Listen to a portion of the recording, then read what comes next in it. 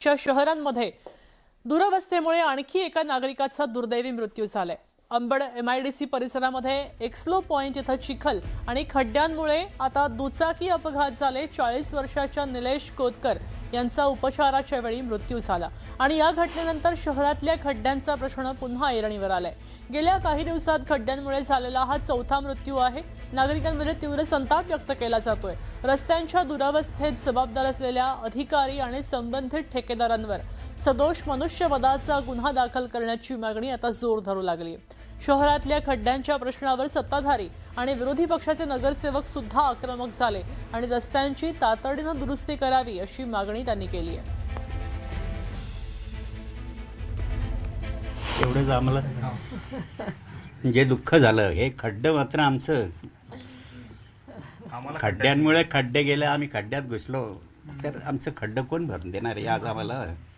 आमचा पोरगा तर चालला गेला ना, आज एवढ्या पोरीचं काय एवढ्या याच्यात तिला सोडून गेला ना तो। जर तसं नसतं, रस्ते नीट नसते तर कशाला आमच्या पोराचं सत्यानाश झाला असता हो। पण आमचं तर गेलं, सगळं गेलं आमचं।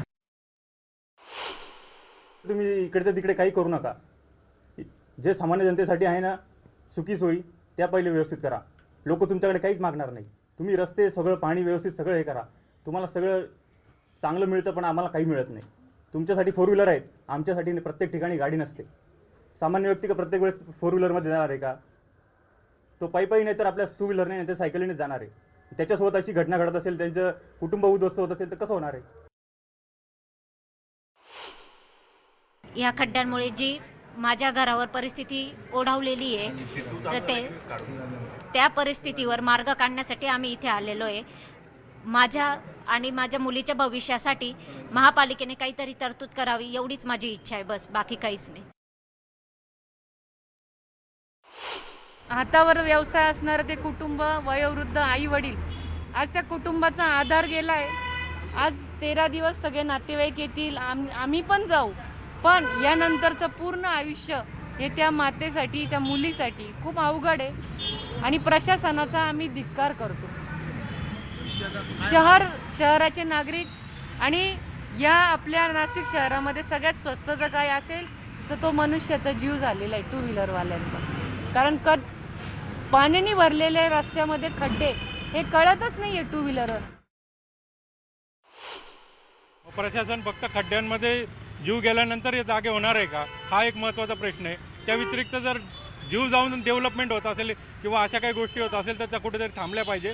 हा फक्त निष्काळजीपणाचा मृत्यू आहे असं आमचं वैयक्तिक मत आहे। तर जे काही अधिकारी असतील, कुणी जे काही याला जबाबदार असतील, त्यांच्यावर सदोष मनुष्यवधाचा गुन्हा का दाखल होऊ नये हा आमचा मूळ प्रश्न आहे। नगरपालिकेला म्हणा किंवा सरकारला जे काही इथं उद्योजकांकडून एवढं मोठं उत्पन्न आमच्याकडून मिळतं, तर आम्हाला सुविधा का नाही?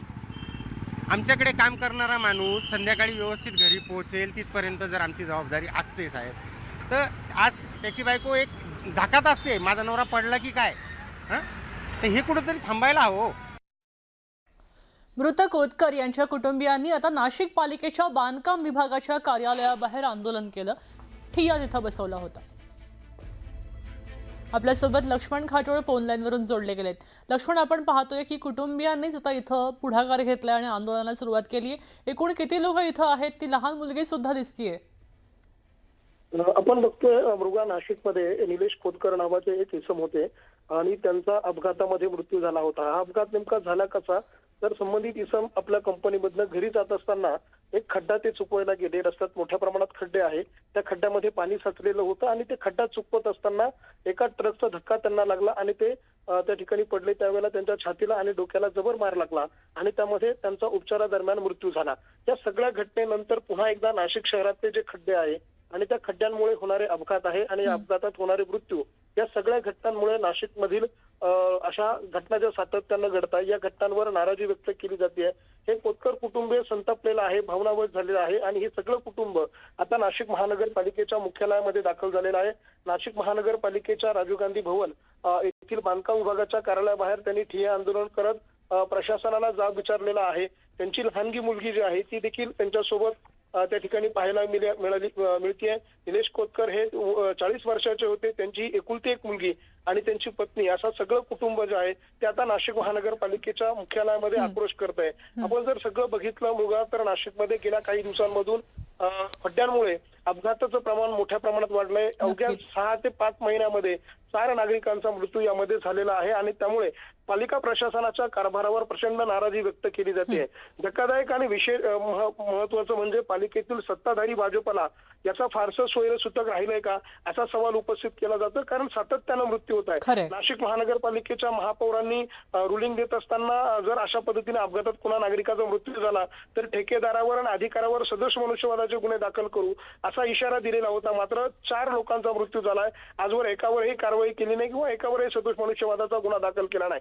त्यामुळे एकूणच जर बघितलं तर फक्त राजकीय घोषणाबाजी, राजकीय वल्गना यांनी करायच्या आणि सामान्य नाशिककरांनी आपले जीव जे आहे ते अशा पद्धतीने गमवावे अशा स्वरूपाची परिस्थिती सध्या नाशिकमध्ये पाहायला मिळते. मुलगा धन्यवाद सविस्तर माहितीसाठी. आपण पाहतोय की आता या आंदोलनाची दखल कशी घेतली जाते ते पाहणं महत्त्वाचं आहे. आतापर्यंत 4 मृत्यू नाशिकमध्ये खड्ड्यांमुळे